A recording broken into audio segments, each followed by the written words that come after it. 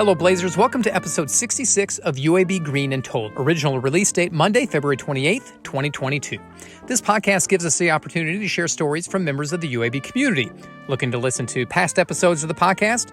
Visit alumni.uab.edu/greenandtold or check us out on Spotify and the Apple Podcast app. While there, leave a written review to help more alumni find us.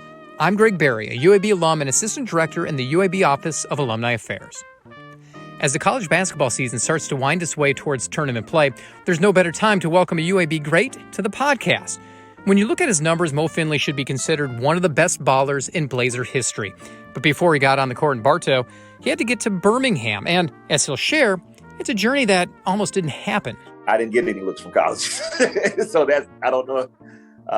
My senior year, our team, we made it to the Final Four. And I had 71 points in 2 games. You can say that UAB took a chance on the kid from East Central Alabama, and a chance, as we'll discover, is all Mo wanted. I'll prove them wrong. Like, no one thought that I would be even in that position. So I was not unfamiliar with someone around me close, someone doubted me. I had a football coach tell me once, son, you're not going to be a 5'9" basketball star. And while he's best known for the shot that upset top-seeded Kentucky in the Ncaa Tournament, he feels that it was one that he shouldn't have had to even attempt. The last shot, and I tell people all the time, the last shot actually for me wasn't as hard as the shot that I hit before. And then, to be honest, we wouldn't have needed that last shot if I hadn't missed the box out.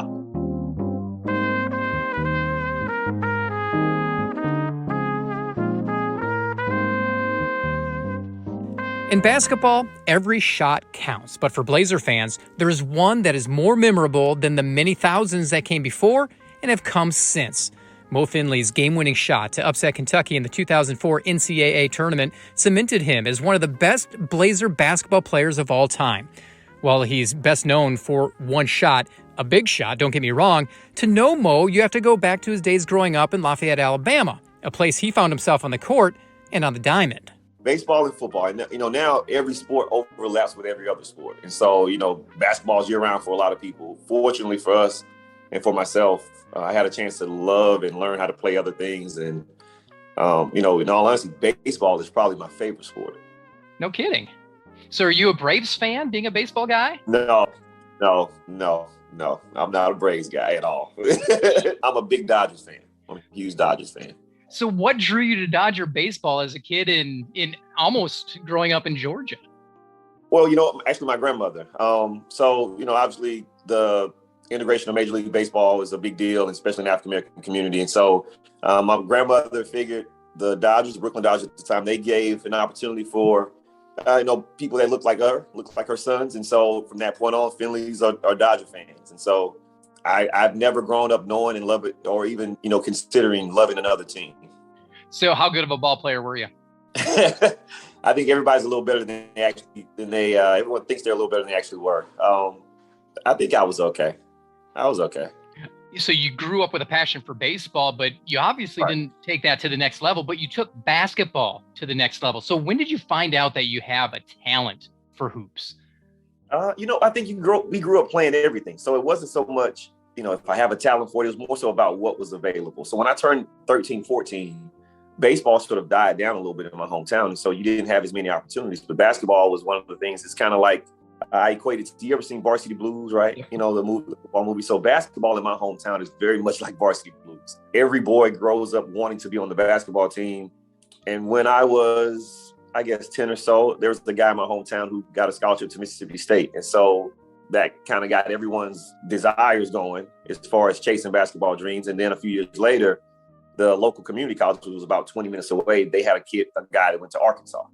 And so our thought was if they found him in Southern Union in Watley, Alabama, surely they can find us. It's pretty close. So my friends and I, we all just sort of gravitated towards what, we were seeing up close, which was basketball success. Was there a point that you realized that you had the it factor in Fayetteville and that you could move on to the next level? I don't know if there was a point where it kind of clicked out. In all honesty, I've always been a pretty confident kid, a confident guy. So in my mind, it was just a matter of having an opportunity. And, at some point you start to wonder and, concern yourself with, will I get an opportunity? I don't know that I ever just said, I got it. All of us felt like we had it. And it was just a matter of time before someone else thought it too. At least that was my hope and my dream. And fortunately, thankfully, kind of eventually someone agreed. At what point in your high school career did you start getting the looks from college scouts, from the recruiters? Because obviously you had talent. You're being humble because you wound up playing Division I basketball. So when did that kind of fall into place? I didn't get any looks from college. So I don't know. My senior year, our team, we made it to the Final Four. And so Final Four here in Birmingham is a big deal. Lots of college coaches come there. And I had 71 points in 2 games. And so a couple of weeks later, UAB comes down and they offer me a scholarship. And realistically, I didn't do anything differently that week at the Civic Center than I did my whole basketball life. The only difference was someone actually saw it and decided to give, a kid from a small town a chance. What do you think they saw? Because at the time, and you still are, you're 5'11". I mean, you're not a prototypical basketball player height or size. So you're shifty and all that. But what do you think they saw in you? I think they saw just a guy that, loved to play and was willing to compete and, attitude, kind of played with a chip on my shoulder. I mean, obviously, like you mentioned, I'm not the biggest basketball player in the world, but I think they saw my competitive spirit and my drive. And then I think once they got a chance to know me a little closer, once I got to school, they saw my work ethic and just my enjoyment of the game. And so that part is kind of often overlooked with a lot of people because everyone's interested in what looks the flashiest. But when you kind of peel a little bit on back, peel the surface back a little bit, you kind of see what someone's made of a little bit. I think once UAB got a chance to see that up close, they felt even better about taking a chance on me. So UAB goes out and they do take a chance on you. You didn't get looks. You wind up at UAB. What were your expectations? Because at that point, you're kind of a nobody. I mean, you really didn't have a name to you. Right. Well, my expectations were I'll prove them wrong. Like no one thought that I would be even in that position. So I was not unfamiliar with someone around me close, someone doubting me. I had a football coach tell me once, son, you're not going to be a 5'9" basketball star. I had an uncle who told me, you better concentrate on football. So I wasn't I didn't think twice about my ability to be able to contribute and to, prove them right. So I felt pretty good about where I was. I just felt like, they don't know yet. I know, but they don't know. How did you get the eyes of the coaches when you were on the court in Bartow Arena? Because obviously you're competing with other players who were probably recruited along the way. Right. Well, I think just my work ethic and my attitude and my approach to the game, I think that is what, drew my coaches to me a little bit more. They see you putting in the time and the effort. And you hear coaches say it all the time, you earn your opportunity, in practice. And so I think I genuinely did that because, there was no other reason to put me in other than, hey, we're seeing it every day. And now we kind of have to believe what our eyes are showing us. So, once that kind of took place, I was kind of off and running. Was there a point during your freshman season where you kind of clicked and you knew from then on it was going to be kind of a fun career and a fun journey? You know what? Sort of. So the first couple of games I played really well, what I would consider well for a freshman. I had 3 double-digit scoring games, and then I had a really big game when the starting point guard was out. And so that moment kind of helped me feel like, man, okay, I had 32 points against Fresno State down at the Civic Center where it was a pretty big crowd, a big moment, made a bunch of clutch plays. And so at that moment, I felt like, okay, I got it figured out. And then conference season hits. And then you kind of float back down to earth. And so it was a little up and down.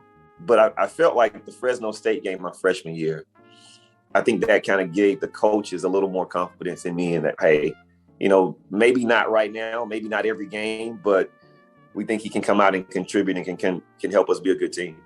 How did you see your growth between coming in as a freshman to when you step foot on the court your senior season?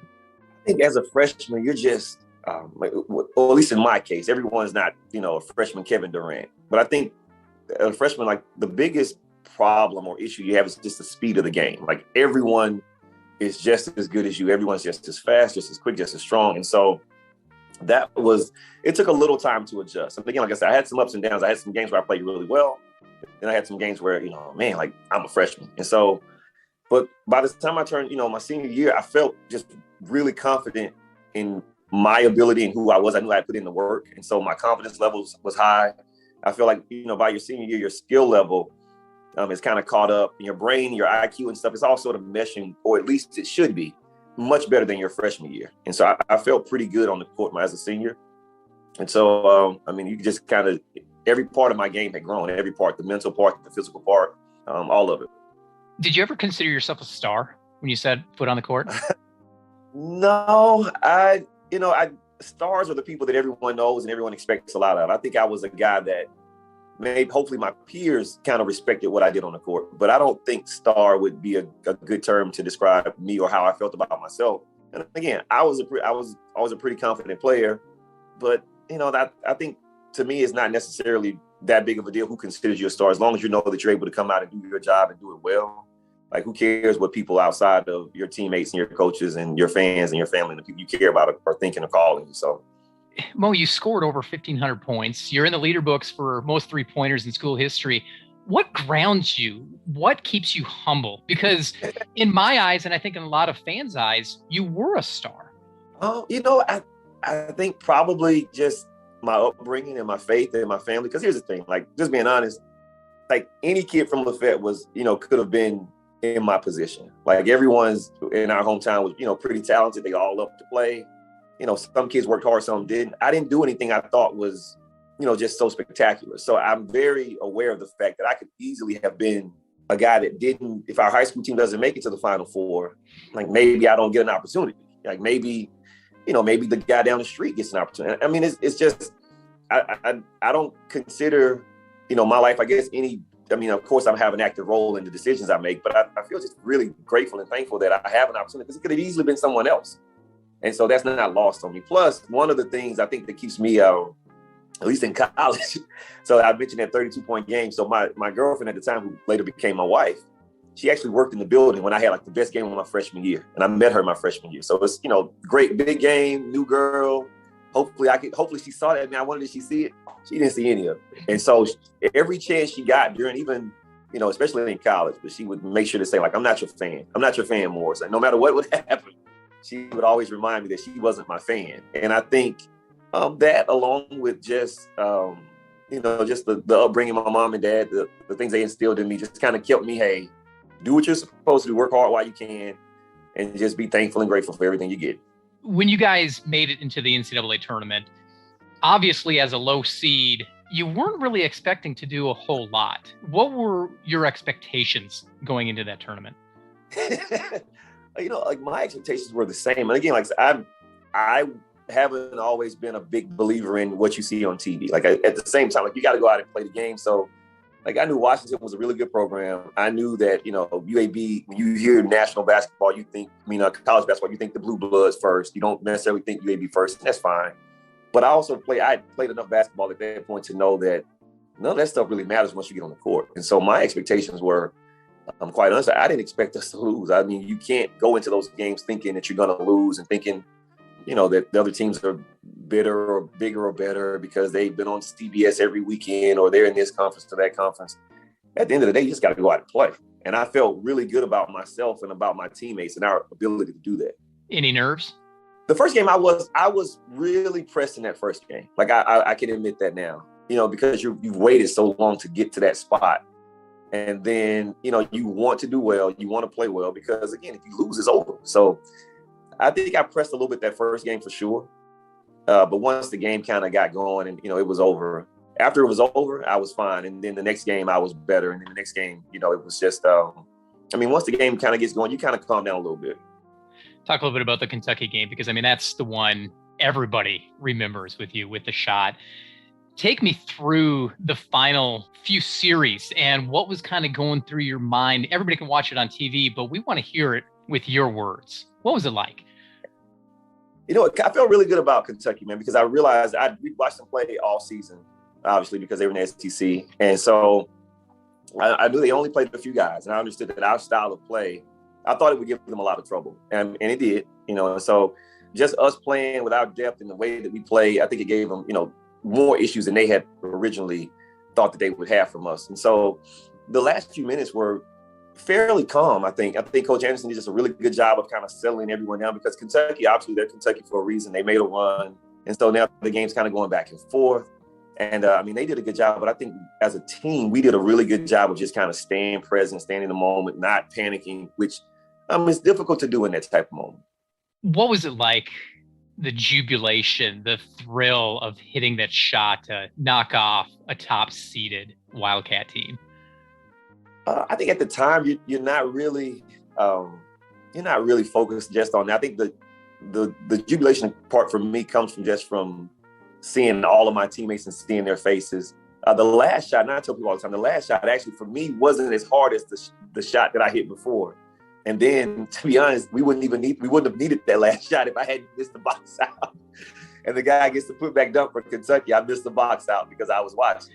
And so I had to try to make up for it. But I think just, after the shot went in, the last shot that I made, I went to the bench. Coach subbed me out for defensive purposes. And so I just started praying, man. I just, like, this has been an amazing time. And so that was just kind of my natural thing. Like, whenever you're having, I say it sounds, corny, but it's true. Like if you were going down in a plane, like most people would start praying and they would start calling out to whoever they believed in to help them. And so that was kind of my thing. And so, as I was praying and, in that moment, I thought I could hear the crowd, and that's how I knew that we won, because I didn't hear the crowd go crazy because, obviously you're in Columbus, Ohio, there are a lot of Kentucky fans there. And so, I looked up, and I don't know if I've ever cried before or after a game, but it was more so I was so happy.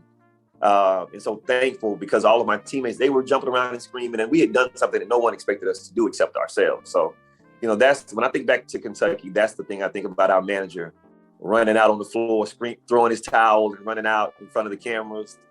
So if you see a picture from the game, you'll see a guy in a white shirt. He's our manager. He's a guy named Skip Wellborn. He's running and sprinting. You think he played 40 minutes during the game. He's more excited than any player. So that's the best part about it. Was that game your favorite from your UAB career, or was there something else? You know what? I think the Fresno game was probably, that game obviously meant the most in terms of what it meant for our team. But I think the Fresno game for me was my favorite because it was the first time that I had proven that I could do that on, the stage, D1 stage. Like, because in all honesty, like nobody's expecting that. No one except myself and people maybe from Lafayette were expecting me to go out and do some of the things that I was able to do on the basketball court at UAB. So I think the Fresno memory, that's probably the first time that a coach trusted me to kind of come in and really kind of, play and needed me to play well in that game. And that was a huge moment for me. And that kind of got my confidence growing and going even more. Like Kentucky, once Kentucky got here, I fully expected for us to be able to win. And I expected to be, if I had an opportunity, I expected to make, any shot or any play that we needed us to make. I felt pretty confident about that. You had a very strong career at UAB, and you actually parlayed it into a professional career where you played many years overseas. Did you ever think you'd have that opportunity as a kid growing up in small town, Eastern Alabama? Yes. That sounds bad, but yes, I absolutely believe that I would be able to turn, my athletic passion into a career. And so I remember once when I was a kid, I asked my dad, I asked myself, how will they find me? Because back then now you can see any NBA game or any basketball game, baseball game you want to see. You can find a channel, you can see it, And so at the time, I remember we were laying around the house, we were watching, basketball on TV. And I said, I asked my dad, I said, well, if I'm good, how are they going to find me? Because at the time, you only heard about guys from New York or, Georgetown or these places. You never really heard about anybody from Alabama, or at least, not as much outside of the SEC stuff you would hear. And my daddy told me, he said, if you're good, they'll find you. And he said, you just have to do the work. And and we never talked about it again. So I kind of just, it's one of those rare moments where, for example, I tell my son something and he doesn't believe me at all. I can tell him something about basketball and he looks at me like I'm crazy. But my dad told me that when I was fairly young and I believed it. And so I never really wavered from that. So I was not surprised that I had a chance to be a professional basketball player. And at the time when he told me that, in my mind, I'm thinking, I can play, maybe I'll play baseball. Maybe I can play this, I'll play that. But never for one moment did I doubt that I would have an opportunity to play. You went to UAB. What was kind of your goal academically? What did you want to accomplish in the classroom? Well, I was a good student in high school. And so my goal was to continue on with my academic success. And so for me, I studied psychology and I started, I got my second degree in social psych. And so I had a post-grad scholarship. My thought was psychology was one of the things that interested me the most.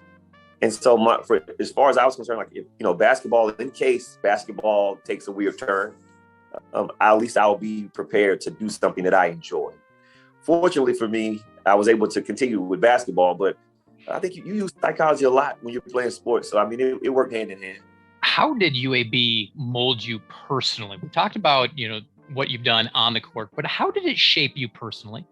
I think just having a chance to meet people from so many different walks of life. Like, UAB isn't like a traditional college because, at the time, the campus wasn't like campus. Like, now you go there, everything's blocked off, it's boxed off. When I was there, it was a huge part of the city. And so being from a small town, there's some things that I just didn't have access to and never saw, never, even imagined. But once I got to school, you're introduced to different types of music, different people. A lot of the UAB athletes, we had, for example, my teammates, I had a teammate from Serbia.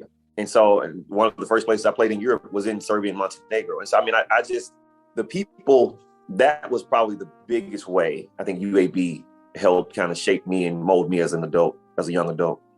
Does it seem like it's been a decade and a half since you've last suited up? My mind says no, but my knees say yes. It's been a long time. I guess, it always feels like time goes, moves very quickly, for sure. But I don't know if you ever truly feel like it's such a long time ago because it's so fresh to think the memories that you make and the teammates and, the experiences are so vivid. It makes it, feel like yesterday. So for me, every time again, I walk in Bartow Arena and I'll look to my left and I'll see one of my teammates and I'll imagine us doing conditioning and I'll see Coach Anderson coming down the stairs like he used to do with hot chocolate in his hand, or I'll see Coach Bartow with a program, not a program, but I guess like a practice program rolled in his hand, very briefly. So it's I don't know, I hate to get all teary eyed about it, but it's it's not as far away as it feels. It's not as far away as some people may think. What is Mo Finley doing today? Mo Finley today, I am in a gym. I'm around basketball constantly. I have my own business. It's a skills training business. And also we have travel basketball teams.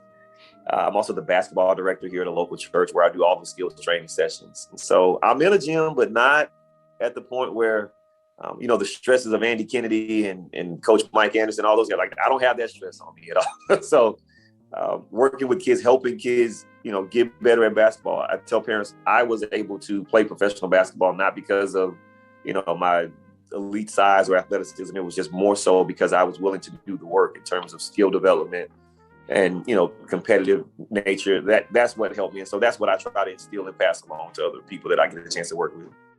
What advice would you give that small town kid that has high aspirations of making it into the next level, going pro? What would you tell them?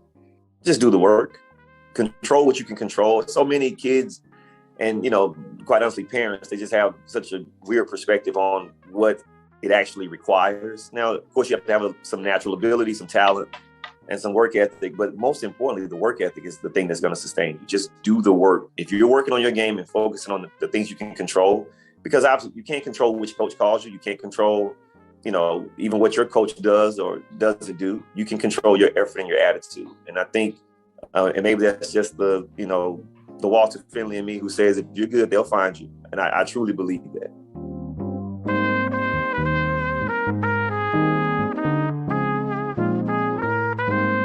That's Mo Finley. Mo graduated from UAB in 2003 with a double major in psychology and sociology.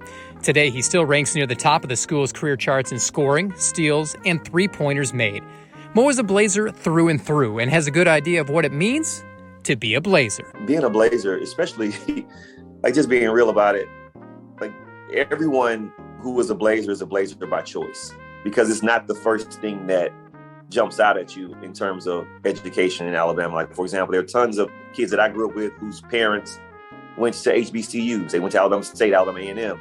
I grew up with guys who they were Alabama football fans, or they grew up being Auburn football fans. And so they gravitate toward those places. But I think UAB, when you choose UAB, you're choosing differently. You're thinking outside of the box. And so I think Blazers, I think we're making, our own path. We're not following everyone else's lead. We're kind of carving out our own little space and our own spot. And I think to be a Blazer means to be, dare I say, a little different, a little more special. I guess that, in my opinion, I think so. It's easy to do what everyone else is doing. And Blazers, we're not like everyone else. Be sure to listen to previous episodes of UAB Green and Told. You can find all of them at alumni.uab.edu/greenandtold. Have a story to share? Email greenandtold@uab.edu. Finally, be sure to follow us on Facebook, Instagram, and Twitter. Just search for UAB Alumni. Thanks for listening, and until next time, go Blazers.